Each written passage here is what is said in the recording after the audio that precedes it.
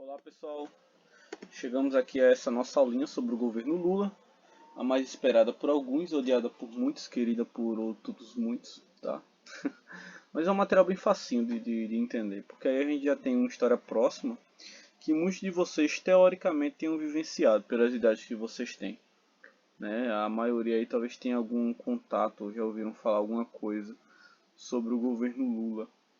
Quando a gente já passa para o governo Dilma e os outros, aí também é uma história mais próxima ainda, que é o que vocês vivenciaram nos últimos anos para cá, né?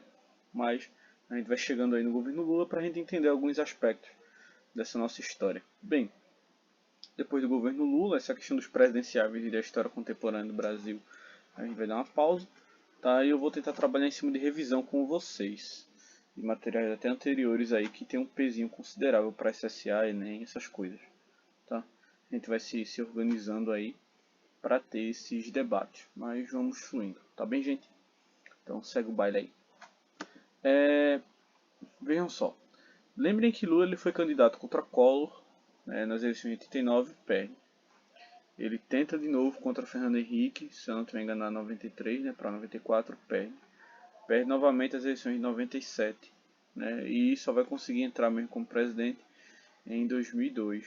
Gente, vou fazendo as contas aí devagarzinho, a gente vê que bate, tá? Lula, ele vai vencer com 61,27% dos votos válidos contra a Serra, que vai ter seus 38,73%. Se vocês acompanharem debate de televisão, verem outras coisas, vocês vão ver que Serra ele apresentava um preparo argumentativo bem maior. Pela situação atual do Brasil, em que os números do desemprego aumentavam muito ali no finalzinho do governo Fernando Henrique, as propostas de Lula elas mostravam ter mais beleza para o povo, mostravam ter um apelo popular maior, sabe? E nesse caso, com a vitória de Lula, a gente tem a primeira vez que há no Brasil um presidente que vem das classes mais baixas, alguém que vem dos meus operários. Isso trazia para muitas pessoas, né, para muitos membros da população, uma proximidade com o presidente. Essa imagem que vocês têm abaixo do texto são uma boa parte dos candidatos. A gente tem a esquerda mesmo aqui, para quem está vendo, né, da tela. Ciro Gomes, logo em seguida Serra, Garotinho e Lula, os candidatos da época. Tá?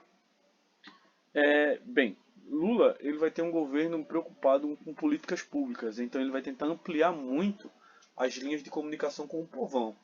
Então vão ter alguns ministérios novos dentro do governo Lula em campos que muitas pessoas consideravam abandonados, né?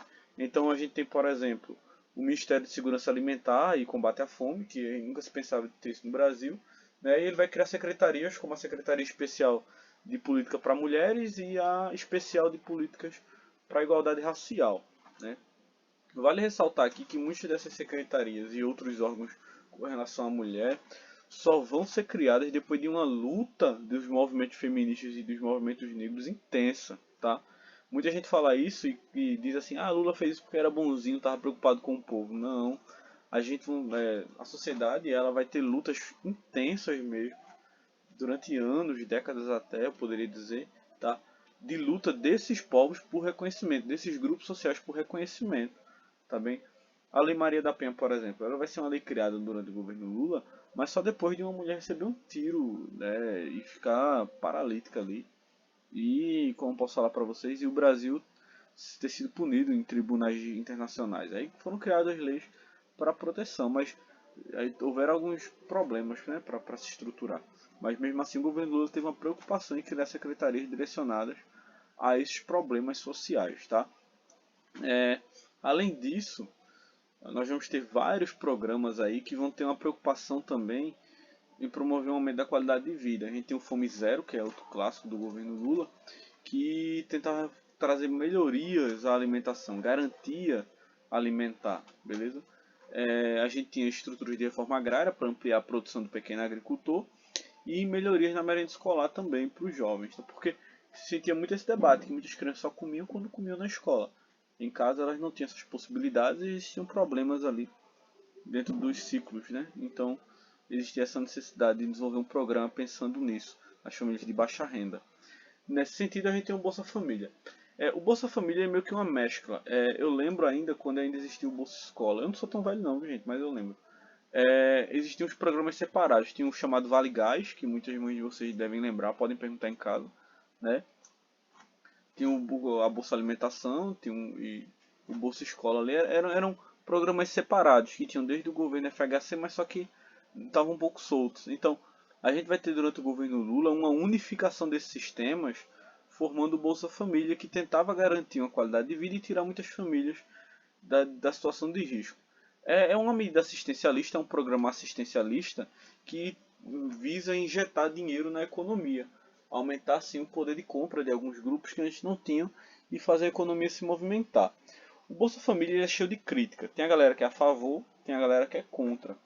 Eu sou da turma que apoia o Bolsa Família, mas ele deveria ter sido pensado de outra forma. Porque, veja, nós temos um programa que muitas pessoas que recebem não precisam desse dinheiro, né? Enquanto existem pessoas que precisam desse dinheiro, mas não têm o apoio necessário e não conseguem se enquadrar dentro do governo. Então, é uma política assistencialista que ela tem pontos falhos, tá? E ainda tem um peso maior, que é o caráter eleitoreiro. Como assim? O que eu estou querendo falar com isso? Eu vou usar um termo que talvez não seja apropriado, mas funcionou na época quase como uma compra velada de voto. A gente via muito isso quando estava perto de campanha eleitoral, que tinha muita gente que dizia assim: ah, tem que votar em Lula, senão a gente vai perder o Bolsa Família. Então, muita gente se sentia pressionada a votar nele, com medo de perder um programa assistencialista como esse. Que até hoje a gente está vendo. Dilma entrou, Temer entrou, Bolsonaro está aí, e o programa ainda existe com algumas mudanças, né, sofrendo alterações nesse tempo todo. Mas é uma medida interessante mesmo para a sociedade brasileira, que ajudou, né, a melhorar a qualidade de vida de muitas famílias que antes sofriam muito, beleza? E tem seu peso, tem sua relevância.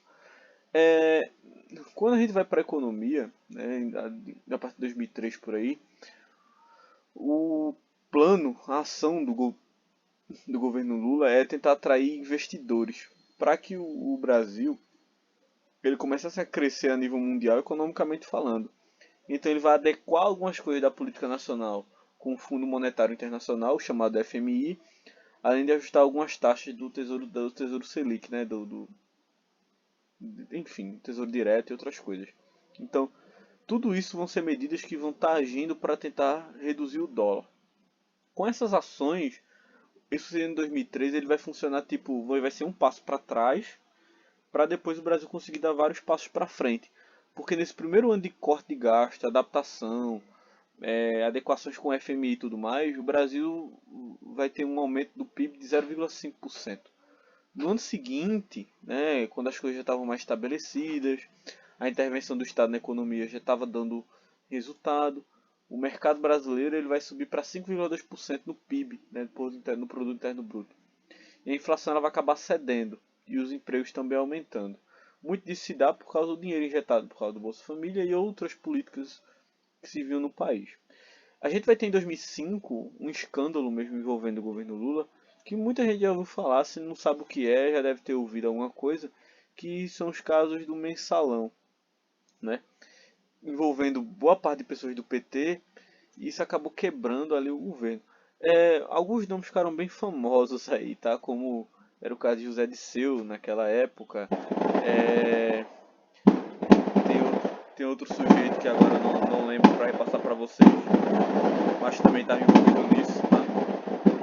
Todas as pessoas envolvidas em escândalos de corrupção diretamente associados ao PT, tá? Foram vários e vários e vários casos mesmo, que acabaram quebrando muito a imagem do governo.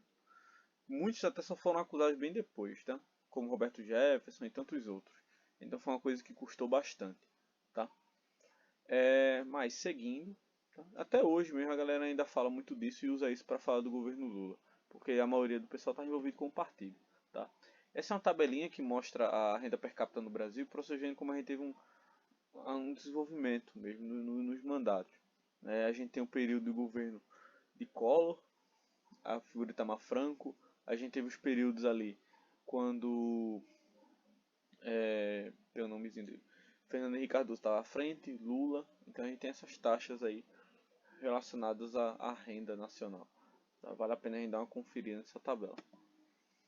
E a gente chega nas eleições de 2006, que Lula vence novamente, disputando contra Alckmin, né, com 60% dos votos válidos. Nesse governo, o Brasil ele já vai ter investimento direcionado à obra pública mesmo, a programas de desenvolvimento público. Então vai ser mais outras formas de injetar dinheiro na economia, tá? Porque durante esses anos, o governo de 2007 para frente, com o PAC, a gente vai ter melhoria de saneamento básico, construção de portos, construção de estradas, projetos de urbanização. Então, com isso, o governo vai controlar a inflação, porque vai gerar emprego com essas obras, tá? E incentivar as exportações. Então, aí a balança comercial nacional vai ficar favorável, porque a gente vai exportar mais do que importar. Então, a gente está lucrando mais do que comprando. E tem tudo isso para a gente analisar, tá? O PIB vai crescer mais ainda nesses anos seguintes e a taxa de desemprego vai cair muito, tá? E o Brasil ele começa a ganhar mais relevância. É tanto que o Brasil ele entra mesmo no grupo de países emergentes. Ele vai encabeçar um grupo de países emergentes, que é o famoso BRIC, na época formado por Brasil, Rússia, Índia e China. Em 2011, né, depois da Copa lá, a África do Sul vai entrar nesse grupo, acrescentando a letrinha S no fim, de South Africa, aí formando o BRICS, né? Esse grupo aí de países emergentes encabeçado pelo Brasil também. Então a gente começa a ver uma transformação no cenário mundial, principalmente para o Brasil. E começa a dar saltos maiores e a ganhar mais relevância, tá? Essa imagem que vocês veem logo acima é uma reunião do Brasil no G20. Se vocês olharem direitinho, ó, os Estados Unidos está ali do ladinho de Obama, tá?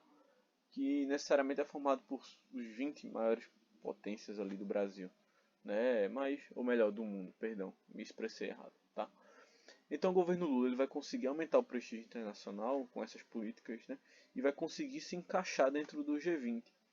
Com isso, ele consegue espaço de voz e começa a denunciar, a julgar mesmo muitas políticas protecionistas que se tinham de outros países, com taxas de imposto, de exportação, que via-se maneira de proteger o mercado interno desses países e acabar prejudicando dos outros. Com isso, o Brasil ele começa a ser visto como uma liderança por muitos países da América do Sul e países que estavam em situação, né, estavam emergindo.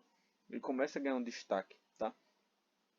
Né, em campos como a educação, Lula, ele consegue dar continuidade a algumas coisas que a gente viu no governo FHC, né, com o melhoramento da qualidade de vida dos estudantes, aumentando os números de crianças alfabetizadas, aumentando o número de crianças nas escolas, né, muito explorado do Bolsa Família, que tem a obrigatoriedade dos meninos estarem estudando, né, e a gente vai ter também a questão do ProUni, para dar mais espaço para os jovens conseguirem entrar no ensino superior.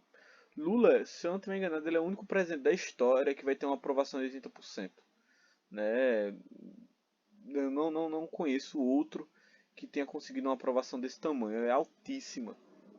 Isso aí são números assim inimagináveis para um presidenciável. Isso vai dar base para conseguir eleger Dilma depois, porque era como se Dilma ela fosse uma continuidade do governo Lula. Então Dilma ela consegue ser eleita contra a Serra nas eleições de 2010 com 56,5% dos votos. Tá? E a gente já tem aí um destaque maior para a participação, a primeira mulher a ser chefe de Estado no Brasil. Tá? E aí eu fecho essa discussão com vocês, pessoal. A gente tem só essa páginazinha do livro para ler e essa atividadezinha bem simples. Agradeço a atenção, até a próxima e valeu!